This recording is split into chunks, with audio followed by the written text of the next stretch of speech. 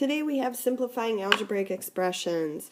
What's on the picture might look familiar to you. Those are the algebra tiles that we have been using in class. Alright, so a lot of vocabulary words today. The first one is term. And what a term is it's the parts of an expression separated by the addition and the subtraction signs. So for example, if you look at this expression, there are 4 terms here. All right, everything has been separated by the plus and minus signs. If you find it easier, you might just want to draw some lines down the middle, so then I can see 5xy squared is my first term, 3x, second term, 5y cubed, third term, and then just that plain old number 3, that's my fourth term. Next we have a coefficient.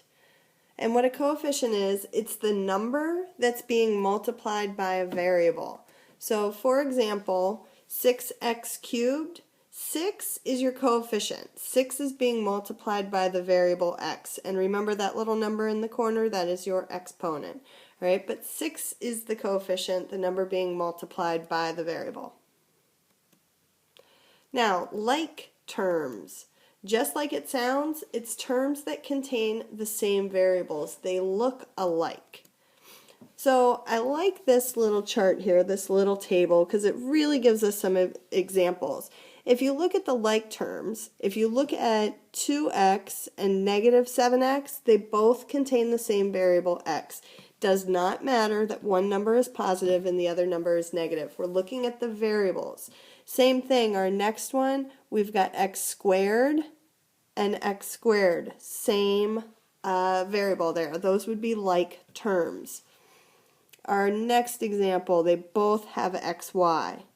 The next example, we can even put, we can even put exponents in there. X squared y, x squared y. It's the same exact thing. And then if you look at this one, the coefficient is actually 1. All right, 1 times anything is anything. 1 times x is x. Goes back to our identity property. And then we've got still the same variable x here. So now let's take a look at the unlike terms. The reason they are unlike terms is because they don't contain the same variable. So if you look at the first example, you've got an x and you've got a y. Different variables, so they're not like terms. Here we've got x's in both, but there is a difference. Because this one has the square, it has the power, they are not the same. They need to be exactly the same to be considered like terms. Here we've got xy, here we've got xz, not the same. We both have x, we both have y, we both have that power of 2, but because the power of 2 is on the x here and the power of 2 is on the y, they are not like terms. They are unlike terms. And then finally, this one has x, this one has nothing. That would just be a constant. So those are examples of unlike terms. Speaking of constant, what a constant is it's a term without a variable, just a plain old regular number. So if you look, there's 4 terms in this expression. The 4, the 2, the 3, those are all coefficients because they're being multiplied by x. And then that last one, which is a 1, oops, I'm sorry about that. Thought I had my pen up. That last one, which is a 1, it's not being multiplied by anything, so it is your constant. Alright, so let's review all of those vocabulary words. So in this example, in this expression, how many terms? Again, you could separate it by the addition and the subtraction signs, and we could see that there would be 1, 2, 3, 4 terms. All right, how many of those are like terms? Well, this one has a 5x. Does anybody else have a x in it? Well, this one is just y. There's an x, and that one is just plain no variable. So there are only one set of like terms there with the x's. Next is the coefficient of y. If we look, what number is being multiplied by y? That would be 7.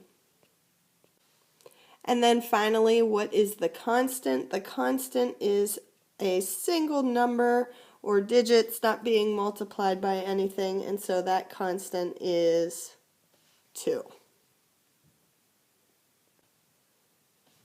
All right, something is in simplest form when the algebraic expression has no more like terms and no parentheses. You've combined every possible thing that you could do. So here's a couple examples. So the first one, let's see here.